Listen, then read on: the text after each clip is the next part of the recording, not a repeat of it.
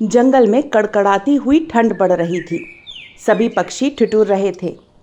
ठंड से बचने के लिए कुछ पक्षियों ने सूखी टहनियाँ और पत्तियाँ जमा की थीं, लेकिन टोनी चिड़िया ने शहर से लाया एक छोटा सा पोर्टेबल हीटर अपने घोंसले में रख रखा था। हीटर की गर्माहट से टोनी और उसके बच्चे चैन से रात बिताते थे। एक सुबह टोनी घोंसले से उठी और उसने देखा कि हीटर गायब हो गया है। अरे, मेरा हीटर कहाँ गया? मैंने तो इसे यहीं रखा था। उसने जंगल के अन्य पक्षियों से पूछताछ करनी शुरू करी, लेकिन किसी को कुछ नहीं पता था। तभी उसका ध्यान कौवे के परिवार पर गया, जो हमेशा कुछ न कुछ गड़बड़ करते रहते थे। उसने मन में सोचा कि चलो एक बार कौवे से भी पूछ आती हूँ। टोनी ने कौवा कालू और उसकी पत्नी कावेरी से मिलने का फैसला किया। वह उनके घोंसले के पास पहुंची। कालू भाई, क्या आपने मेरा हीटर देखा है? कल रात तो वहीं था, लेकिन अब सुबह गायब हो गया। टोनी, हीटर वो क्या होता है? हमें तो ठंड में जीने की आदत है। हम भला क्यों हीटर चुराएंगे? हमें तो बता भी नहीं कि हीटर कैसा दिखता है। आप बेवजह हम पर शक कर रही हैं। टोनी को उसकी बातों पर भरोसा नहीं हुआ। उसने सोचा, कुछ तो गड़बड़ है, मुझे सच्चाई का पता लगाना पड़ेगा। टोनी ने गुप्त तरीके से कालू और कावेरी की गतिविधियों पर नज़र रखने का फैसला किया। रात का समय था। कालू और कावेरी अपने घोंसले में बैठे हुए बात कर रहे थे। कावेरी, ये हीटर तो कमाल की चीज है। इसे चालू करते ही घोंसला कितना गर्म हो जाता है। हाँ, लेकिन टोनी को हम पर शक हो गया है। अगर उसने हमें पकड़ लिया तो जंगल भर हमारी बदनामी हो जाएगी। टोनी पेड़ की शाखा पर चुपचाप सब सुन रही थी।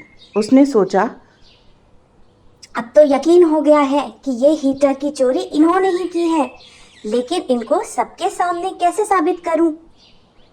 अगले दिन टोनी ने जंगल के सभी पक्षियों को बुलाया। दोस्तों, मेरा हीटर चोरी हो गया है और मैं जानती हूँ कि इसे किसी ने चुराया है। आप हम पर शक क्यों कर रही हैं? हमने कुछ नहीं किया। ठीक है, तो क्यों ना हम सबके घोंसले की तलाशी ले? इससे सारा सच सामने आ जाएगा। यह सुनकर कावेरी और कालू हक्के बक्के रह गए। अगर तलाशी हुई तो पकड़े जाएंगे। कुछ करना होगा। टोनी ने एक तरकीब सोची। उसने झूठ मूठ का ऐलान करना शुरू कर दिया। मुझे कोई शिकायत नहीं करनी।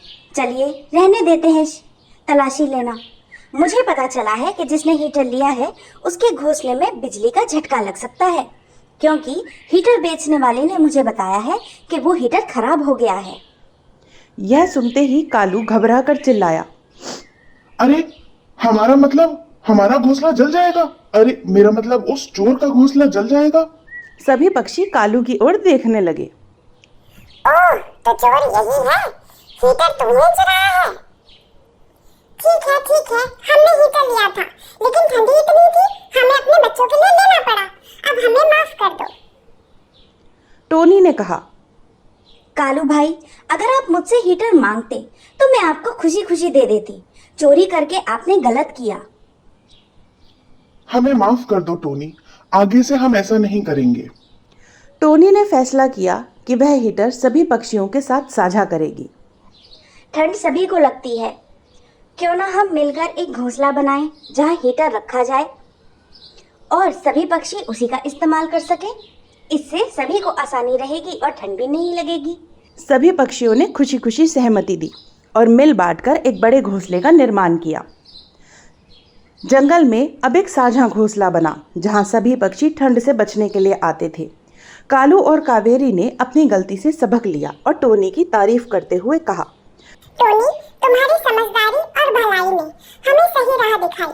अब हम भी सभी की मदद किया करेंगे। तो इस कहानी से हमें क्या सीख मिलती है? साझा संसाधन और ईमानदारी से सभी को सुखद और सुरक्षित जीवन दिया जा सकता है। अगर आपको हमारी ये कहानी अच्छी लगी तो हमारे चैनल को लाइक, शेयर और सब्सक्राइब ज़रूर करें और हमें कमेंट करके ज़रूर बताएं कि आपको ये कहानी कैसी लगी।